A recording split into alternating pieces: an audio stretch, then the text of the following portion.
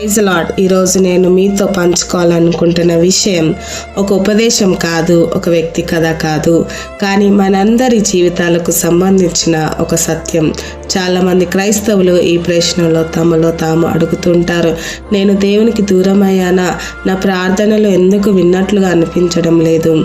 దేవుడు ఇంకా నా వెంట ఉన్నాడా అని. ఈ సందేహాలు కొత్తవి కాదు. దేవుని నమ్మే ప్రతి ఒక్కరి జీవితంలో ఏదో ఒక దశలో ఇవి వస్తాయి. ఈరోజు ఈ సత్యాన్ని మీరు గట్టిగా గుర్తుంచుకోవాలి. మనము దేవుని నుండి దూరంగా నడిచిన దేవుడు మాత్రం మనల్ని ఎప్పటికీ విడిచిపెట్టడు. మనము దేవుని నుండి దూరం అవ్వడం ఒక్క రోజులో జరిగే విషయం కాదు.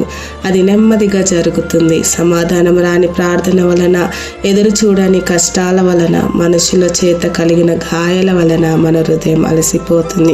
ప్రార్థన చేయాలనిపించదు, బైబిల్ తెరవాలనిపించదు, చర్చికి వెళ్ళిన మనసు అక్కడ ఉండదు. అప్పుడు మనలో ఒక ఆలోచన వస్తుంది, దేవుడు నన్ను వదిలేశాడేమో. కానీ ఇది నిజం కాదు. ఇది మన భావన మాత్రమే. దేవుడు భావాల మీద ఆధారపడే దేవుడు కాదు. ఆయన వాగ్దానాల మీద నిలబడే దేవుడు. బైబిల్ ఏమంటుందో వినండి. హెబ్రీలకు రాసిన పత్రిక 13వ అధ్యాయం 5వ వచనంలో, నేను ఎప్పటికీ విడువను, ఎన్నడూ ఎడబాయను. ఈ వాక్యంలో నీవు బలమైన విశ్వాసంలో ఉన్నప్పుడు అని లేదు, నీవు ప్రతిరోజు ప్రార్థన చేసినప్పుడు అని లేదు.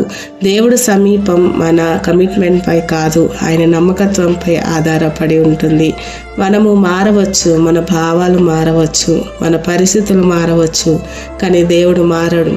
చాలాసార్లు మనం ఇలా అంటాం, దేవుడు నాతో మాట్లాడడం లేదు అని అనుకుంటాం. కానీ దేవుడు మాట్లాడడం ఆపలేదు, మనం వినడం మానేసాము.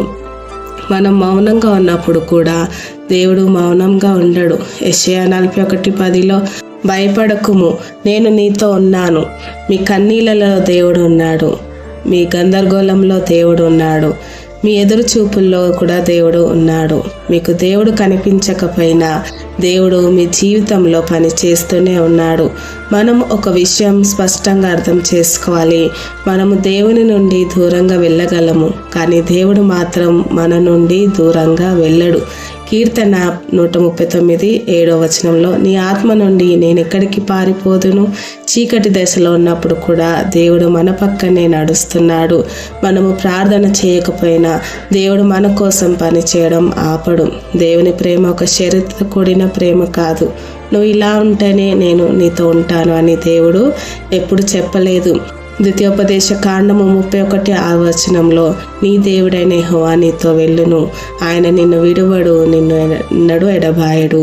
దేవుడు ఇలా అన్నాడు, ముందు సరి చేసుకొనిరా, నీ జీవితం సరిదిద్దుకొనిరా అని ఆయన చెప్పడు. ఆయన చెప్పేది ఒకటే, నన్ను ఆశ్రయించు.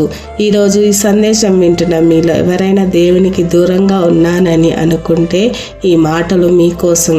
మీ బలహీనతలు దేవునికి అడ్డం రావు, మీ విఫలతలు దేవునికి ప్రేమను తగ్గించవు, మీ మౌనం దేవుని సమీపాన్ని తొలగించదు. కీర్తన 34:18లో, యెహోవా విరిగిన హృదయములకు వారికి సమీపంగా ఉన్నాడు.